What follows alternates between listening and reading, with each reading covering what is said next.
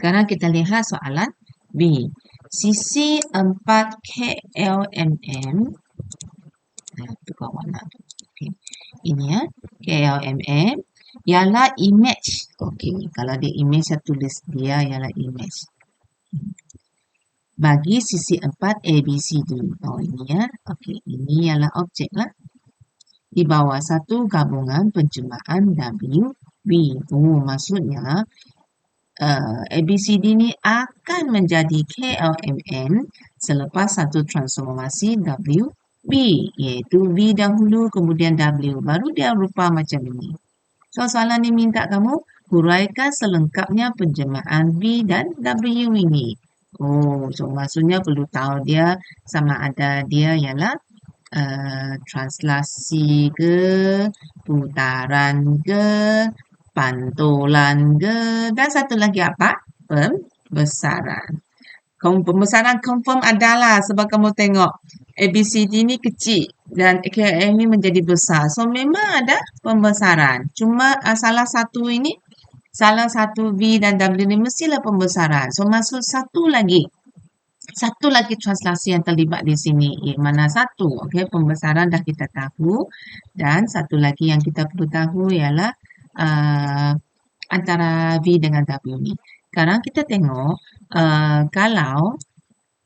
kalau dua ini ialah objek dan imej, apa sah ada tiba-tiba satu poligon yang wujud di sini? Sebenarnya dia ialah tips kepada kamu apa yang berlaku di pertengahan. So maksud kamu tengok WB maksudnya objek ABCD ini dia akan melalui B dahulu menjadi satu imej tertentu. Ini baru dia melalui W menjadi KLMM. So kalau dalam soalan kamu tiba-tiba nampak ada satu bentuk yang tak disebut apa dia sebenarnya ialah imej perantaraan. Okay? EFGH ini ialah imej perantaraan sebelum ABCD itu menjadi hasil terakhirnya itu KLMM. So sekarang kita sudah tahu sebenarnya ABCD itu akan menjadi EFGH dahulu. Kemudian baru dia menjadi KLMM. So maksudnya ABCD menjadi EFGH di bawah penjemahan V. Kemudian EFGH akan menjadi imej terakhir iaitu KLM iaitu penjemahan W. So kita akan tengok satu persatu. Okay, pertama ialah ABCD menjadi EFGH. Kamu tengok ABCD ni saiz dia sama. Tapi dia punya arah sudah bertukar kan? Kalau arah bertukar, maksudnya dia mungkin sama ada ialah putaran atau pantulan. Cek adakah dia ialah pantulan. Kalau pantulan dia mesti macam cermin kan. Kiri ke kiri, kanan ke kanan. Katakan garis di sini. Macam tidak matching. Pula ini pantulan mesti berlaku secara berserenjang. Tapi garis ni semua sengit. So kita boleh fikirkan sebenarnya dia ialah putaran. Ini kamu tengok guna garis yang lebih mudah warna dia. Okay. So, titik yang kebandingan titik yang sepadan. Sebenarnya ini sepadan dengan titik ini kan. Kemudian lagi kita ada titik ini sebenarnya sepadan dengan titik ini. So, dia telah bergerak. Okay. Ini pun sama. Dia pun telah bergerak. Sebab dia sebenarnya adalah satu putaran ini. Kamu nampak dia adalah putaran? Okay. Bandingkan titik yang sepadan ini, dia sebenarnya telah bergerak secara putaran. Dan kamu tengok arah putaran dia semua di sebelah kanan kamu, maksudnya pusat putaran itu adalah berada di sebelah kanan dia. Barulah dia boleh bergerak macam ni kan. So sekarang kita perlu tahu di mana pusat putaran dia. Sebab soalan ni minta kamu huraikan selengkapnya. Kalau putaran selengkapnya kamu mesti nyatakan 3 perkara. Okay. Putaran mesti nyatakan 3 perkara. Kamu boleh tengok balik kamu punya latihan 3 tentang putaran. Pertama ialah arah dia. Lawan jam ke ikut arah jam. Kemudian berapa sudut 90 darjah ke atau 180 darjah. Dan akhir sekali ialah pusat putaran dia. So, tiga perkara ini mesti dinyatakan. Sememangnya perkataan putaran lah. Perkataan putaran, arah dia, sudut dia dan pusat dia. So, sekarang kita tahu dia adalah putaran. Kamu boleh letak putaran lah. Putaran. Okay. Kedua, ikut arah lawan arah. Dah jelas. Kamu tengok semua anak pandai yang saya buat ini menunjukkan dia dari bawah naik ke atas. Ini ialah lawan arah. Putaran lawan arah. Okey, sekarang kita nak tahu dia 90 kah 180 kah, kita perlu tengok pusat dia. Tadi dah kata pusat dia di sini kan. Okay. Kalau kamu tengok dalam latihan 3, saya dah ajar. Kalau satu objek itu putar 90 darjah, dia akan macam ni ke sini kan. Kalau dia 180 darjah, dia akan pergi ke seberang dia. Memandangkan ini dia bukan ke seberang dia, so dia bukan 180 darjah, dia lah 90 darjah. So kita nak cari macam mana titik yang boleh membentuk dia 90 darjah. Pun sama, kamu boleh rujuk balik latihan 3 kamu. Saya cuba buka latihan 3 kamu. Ini dia. Dibuka ni topik 1. Topik 2, latihan 3. Nampak ni yang saya pernah ajar kamu. Bila kita putar, yang untuk confirm dia lah 90 degrees, jarak titik objek tu daripada pusat, kalau asalnya segitiga tu berbentuk panjang 1, tinggi 3, lepas diputar dia akan terbalik menjadi panjangnya 3, tinggi 1. Ni pun sama, kamu tengok. Yang ni panjang 4, tinggi 2. Lepas diputar 90 darjah dia akan menjadi panjang 2, tinggi 4. Memang akan terbalik. So, kamu boleh guna konsep ini untuk cari pusat putaran yang ada dalam soalan ini.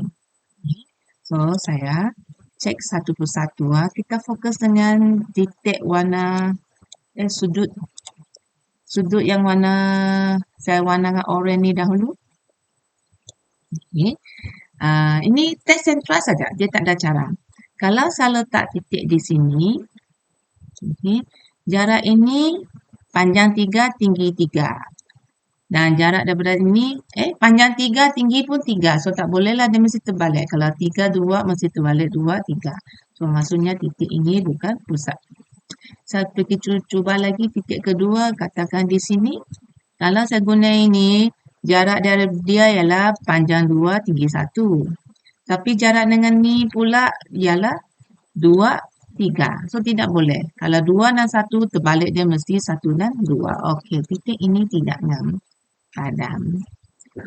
Saya cuba lagi satu titik. Di sini. Kalau ini jarak 2, 2. Ini pun 2, 2. Kalau 2, 2, terbalik dia pun 2, 2. Oh, maksudnya titik ini macam ngam. Okey. So, saya sudah testing dengan satu pasang titik yang sepadan. Mari saya cuba lagi dengan titik sepadan yang kedua. Katakan mana satu. Ini ya. Okay. Ini dan ini.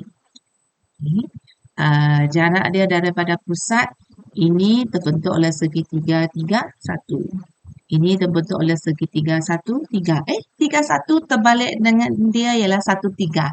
So, maksudnya inilah pusat putaran untuk objek ABCD kepada EFGH. So, sudah jumpa.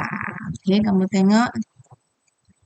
Inilah dia, 90 darjah. Saya sudah dapat. Okay, pusat dia ialah titik yang terletak pada bila X-nya 7 dan Y-nya ialah 5. Kan? Ini 7, ini bukan 5, 3 ni. So, jawapan saya sudah boleh tulis. B ialah putaran lawan arah jam sebanyak 90 darjah. Mana saya punya pen? Sebanyak 90 darjah pada pusat 7, 3. Siap. Next, kita boleh pergi soalan B.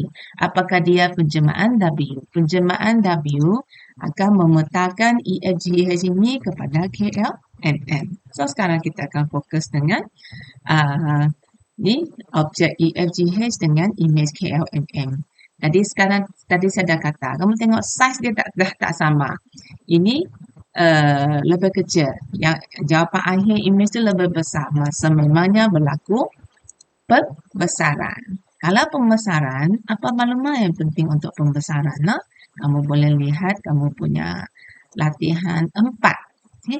Latihan 4, pembesaran keyword dia, maklumat yang kamu perlu ada ialah pertama, pusat pembesaran dia.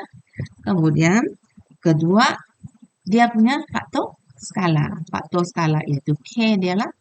Okay. Cek tengok. Ini objek EFGH dengan image KLAM. Mereka tidak mempunyai arah yang sama. Tak sama kan arah mereka? Kalau arah dia sama, sepatutnya dia berbentuk macam ni. Nanti saya akan nama. So dia akan jadi besar. Okay, dia akan jadi besar. Tetapi dia sepatutnya mempunyai arah yang sama, iaitu titik ni di sini, titik ini di sini, titik ini di sini. Tapi sekali pandai ni dah nampak arahnya sudah berbeza. Jadi ini ialah apabila faktor skalanya bernilai negatif. Kamu boleh tengok balik kamu punya latihan 4. Kalau ini negatif, maksudnya pusat pembesaran itu ada di antara mereka dua. Saya buka balik latihan 4 itu. Latihan 4. Ini dia. Mana jadual dia? Ini. Okay.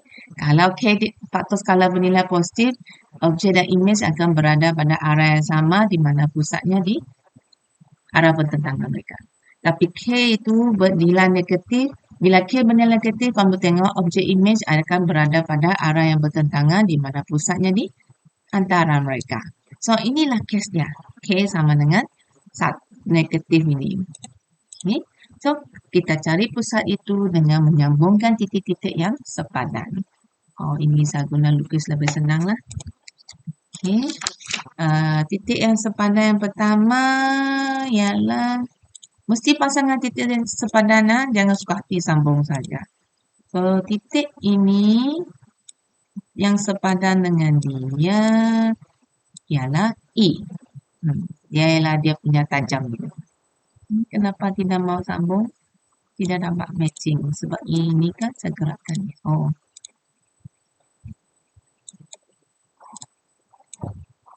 Okay.